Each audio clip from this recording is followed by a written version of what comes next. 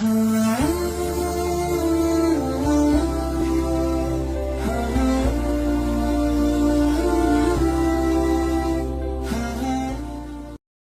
அலைக்கும் வரஹ்மத்துல்லாஹி வபரகாத்துஹு. அன்பான இஸ்லாமிய சகோதரர்களே, நாம் எல்லோரும் 24வது ரமலானில் நாம் எல்லோரும் இருந்து கொண்டிருக்கிறோம். இந்த ரமலானுடைய கடைசி காலம் அல்லாஹ்வுடைய தூதர் ஸல்லல்லாஹு அலைஹி வஸல்லம் அவர்கள் நரகத்தின் விடுதலைக்காக நாம் பிரார்த்தனை செய்கின்ற காலம். நரகத்தை பற்றி நாம் ஒவ்வொருவரும் மிக தெளிவாக குர்ஆனில் அல்லாஹ் சொல்வதை புரிந்து கொள்ள வேண்டும்.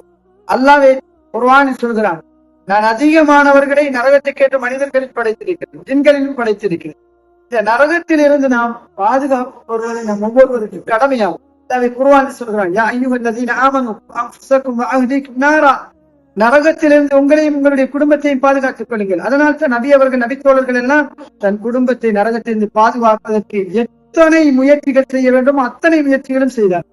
அல்லாஹ்விடத்தில் அழுதார்கள், அல்லாஹ்விடத்தில் தௌபா, அல்லாஹ்வின் பக்கம் மீண்டார்கள்.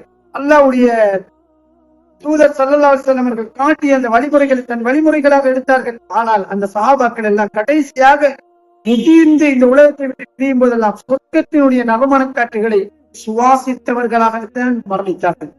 அனஸ் இப்னு நதர் ரலியல்லாஹு அன்ஹு பத்ருடைய நாளில் சொல்வார்கள், என்னை பத்ருனுடைய அதாவது உஹதுடைய நாளில் சொல்வார்கள், என்னை உஹதினுடைய மலையின் அடிவாரத்திலிருந்து சொர்க்கத்தின் நறுமணம் அழைக்கிறது. அல்லாஹ் அக்பர். அப்படியே போய் அதில் ஷஹீதாகி அவர்களுடைய அடையாளங்களை தெரியாமல் மரணிப்பார்கள்.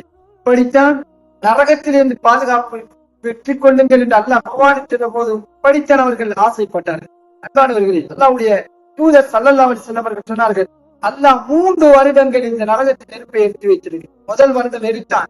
தெரியும் போது அல்லாஹ் சொன்னான், இந்த 1000 வருடங்கள் எடுத்த இந்த நெருப்பு போதாது.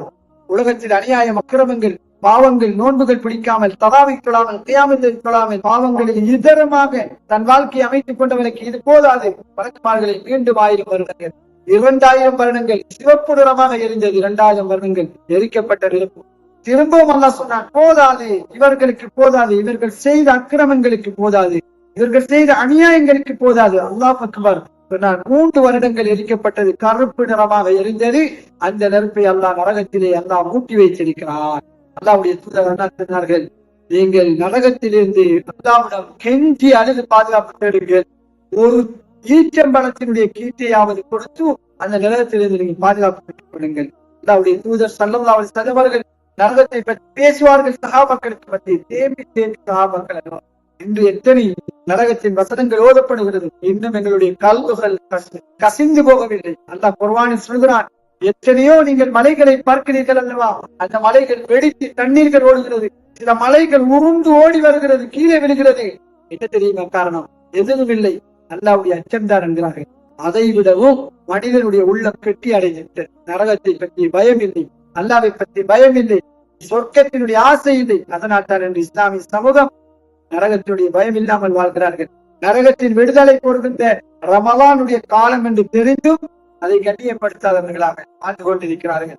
இந்த காலத்தில் தௌபாவும் இஸ்திக்பாரும் நரகத்தின் விடுதலை தேடுவதற்கு பதிலாக இந்த ஒரே ஒரு நாள் நாம் அணிகின்ற ஆடைக்காக பெண்மணிகளும் ஆண்களும் பாதைகளும் ரோட்டுகளிலும் புடவை கடைகளிலும் காலங்களை கடத்தி அந்த தௌபா, அந்த இஸ்திக்பார், அந்த அல்லாஹ்விடத்தில் சொர்க்கத்தை கேட்கும், நரகத்தில் விடுதலை கேட்கும் அந்த நாட்களை அநியாயம் செய்கிறார்கள். இதைவிட அநியாயம் எங்கே இருக்கிறது?